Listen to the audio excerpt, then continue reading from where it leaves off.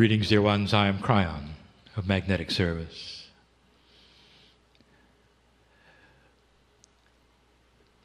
Again, this is an opening introduction to many of you of the energy of channeling. And each time we do a short channel in a meeting like this, each time, there are those for the first time who get to decide if it's real or not. That may sound harsh. But dear human being, you are working with innate filters of consciousness. This is not a normal communication that you are used to. The idea that a human being would have the ability to open a channel, literally, to the higher self and beyond, a portal to creative source so easily, and bring in information that is succinct and that flows normally in your language, would not be something you would necessarily expect or believe in. And so again I say what we have said so many times before. There will never be proof that it's real. And there cannot be. For within the scheme of appropriateness and honor for humanity, there must be discernment. There must be free choice. And so, for a moment, just a moment, we would ask you for fairness. Sit back and discern what I'm going to say. Every single one of you is bigger than you think. If you could define soul, none of you would define it appropriately. You have no idea how big you are. In the smallness of the corporeal human body, you exist on a day-by-day journey. And in the body, you only carry a fraction of your soul. If your soul would be to expand to its greatest potential, you would vanish in a ball of light.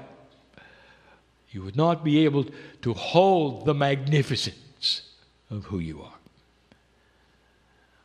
The peace of God in you, appropriately, is a part of the Creator, and it's as much as you can hold with the efficiency of the DNA at the rate that it is now.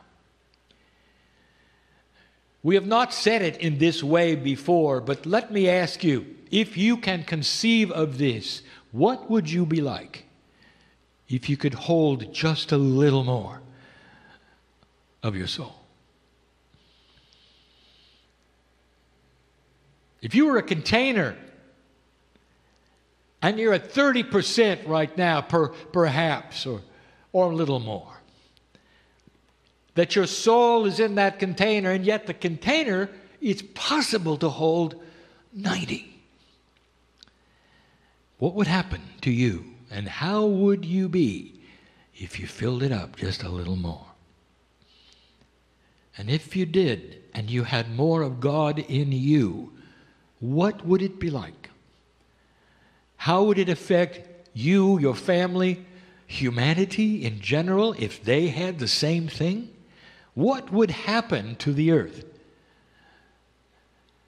We have spoken of this so many times before, and one of them is the wisdom factor. You think of evolution in a linear way. This is not linear. This encompasses things you cannot conceive of. You don't get smarter, you get wiser. There is a revelation of quantum energies around you. Your science begins to reveal things that you could not think about before. In the wisdom that you carry, new scenarios of country to country start to accumulate.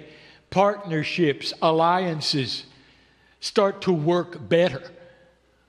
Because when you have more of God, you're more compassionate.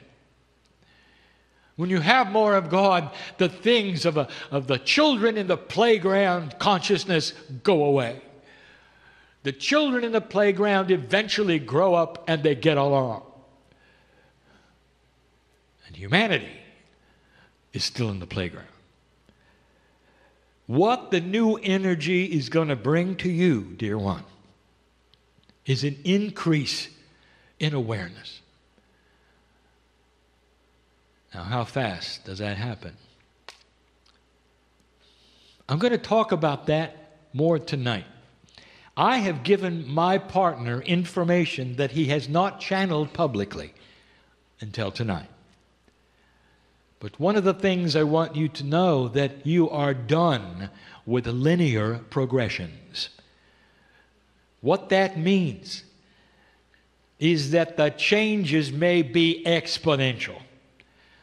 The increase on light on this planet will be far more attractive than dark for the first time in human history. And so what does the wisdom factor give you that you don't have now? And the answer to that is, what is humanity attracted to now? And you can see it on your news. If that were to change, if you have more of God inside, the sweetness, the beauty of humanity itself is going to be the prime directive, and not the drama and the killing, not the darkness, and it's going to affect everyone, even those who don't want it. And we have said it before, the ones who don't want it will fight tooth and nail to keep what they have. And that will be corruption, lack of integrity, greed, and even bullying. Playground consciousness is going to stick out as an inappropriate behavior on the planet. And it's going to happen in your society and in others. It's going to happen in business, in families, in the way you treat one another. Let me ask you, dear gentle one who sits here,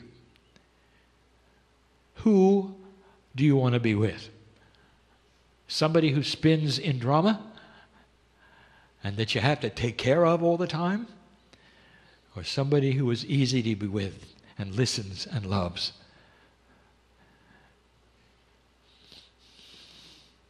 I know the answer because I know who you are. And here it is. Here's the statement that you should know. All of this is at your feet because you're the old soul. The most experienced ones on this planet are the ones who have come over and over and over. In your Akash, which is beginning to open. I'll tell you more about that tonight, which is beginning to open.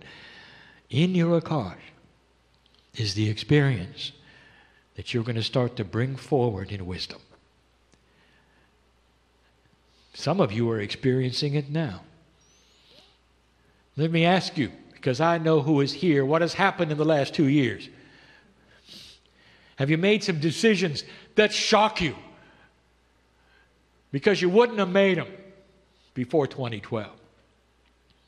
Things that just sat there, came to a head, and you had to choose something. And sometimes it's simply lifestyle for yourself, and sometimes it's who your friends are, or what kind of energies you wish to be around. The old souls start to awaken first, and that is the recalibration that you're experiencing. I know who you are. How could I not? If this is real. And I am speaking to you from what you call the other side of the veil, which is a linear aspect. There is no veil. Not really. Except in your consciousness. We are here with you all the time. if I am speaking from this other side of the veil, the creative source, that is your home. This, in this room, on this planet, is temporary. I know you. Because you're just like me. When you're not here on this planet, I can't even begin to tell you what the reality is. Can you believe this? That there is more to you than you think. You exist on this planet at this time, at your age, for a reason. I think you know what it is. And it's not to go do things. It's to be. It's to hold your light in the dark. It's to learn gentleness when gentleness does not come easily to some. It's to be compassionate and learn forgiveness within your own family group. And that is much harder than writing a book, dear ones. That's what the light workers' challenges are today. Your light is contagious, and others will see it if you show it.